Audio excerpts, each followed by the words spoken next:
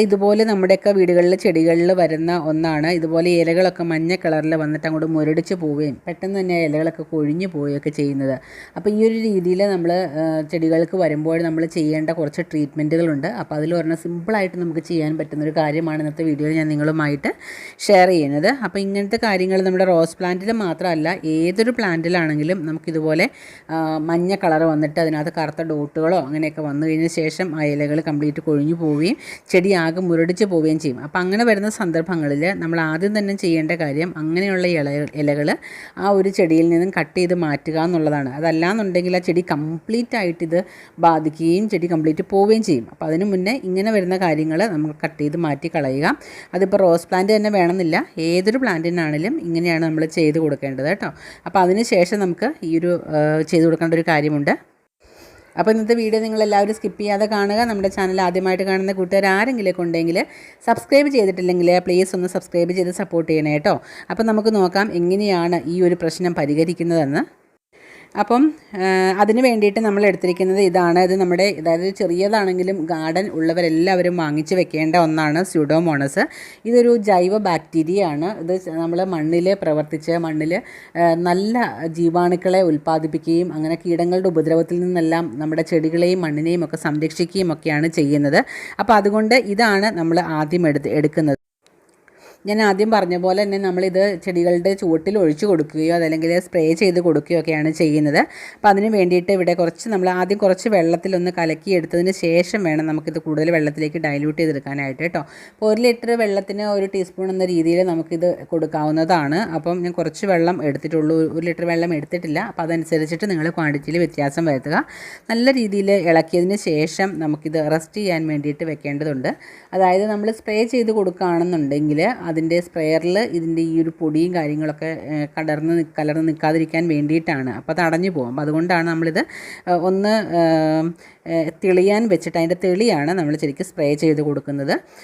അപ്പോൾ നമ്മൾ അതുപോലെ തന്നെ നമുക്ക് ഈ കട്ട് ചെയ്ത് ഇപ്പോൾ റോസ് കമ്പുകളൊക്കെ ആണെങ്കിൽ ഇടയ്ക്ക് പ്രൂണിങ് ഒക്കെ ചെയ്യുമല്ലോ. അപ്പോൾ ആ കട്ട് ചെയ്യുന്ന ഭാഗങ്ങളിലൊക്കെ കറുപ്പൊക്കെ വരാതിരിക്കാനൊക്കെ വേണ്ടിയിട്ട് നമ്മൾ ഇത് ചെറുതായിട്ട് വെള്ളത്തിലൊന്ന് കുഴച്ചതിന് ശേഷം ആ ഭാഗത്ത് തേച്ച് കൊടുക്കുകയാണെന്നുണ്ടെങ്കിൽ ആ ഒരു പ്ലാന്റ് നല്ല രീതിയിൽ നിലനിൽക്കും.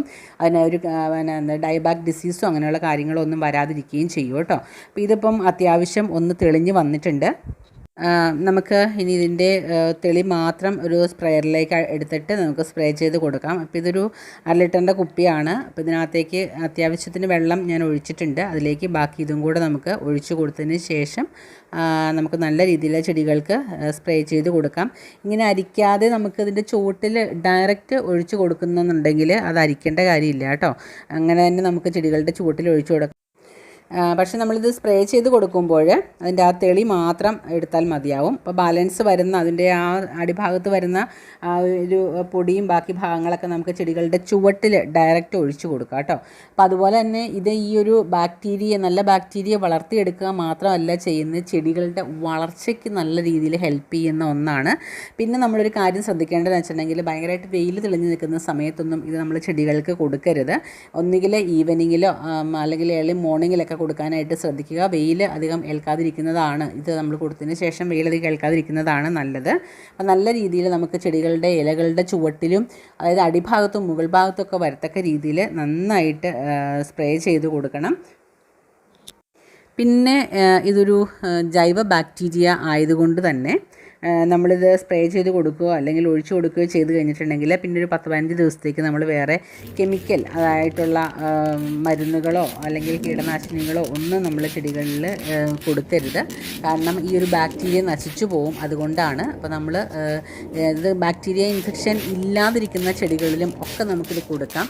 അപ്പോൾ ഒരു 2 ആഴ്ചയൊക്കെ കൂടുമ്പോൾ നമ്മളിത് അല്ലെങ്കിൽ മാസത്തിൽ ഒരിക്കലൊക്കെ കൊടുക്കുകയാണെന്നുണ്ടെങ്കിൽ ചെടികളുടെ നല്ല വളർച്ചയ്ക്കും എല്ലാം ഇത് ഹെൽപ്പ് ചെയ്യുന്നുണ്ട്. അപ്പോൾ ഈ ഒരു രീതിയിൽ നിങ്ങളെല്ലാവരും ഒന്ന് ട്രൈ ചെയ്ത് നോക്കുക.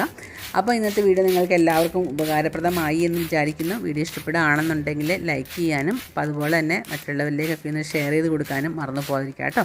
അപ്പോൾ വീണ്ടും നമുക്ക് നാളെ നല്ലൊരു വീഡിയോയുമായി വരാം. അതുവരേക്കും ബൈ.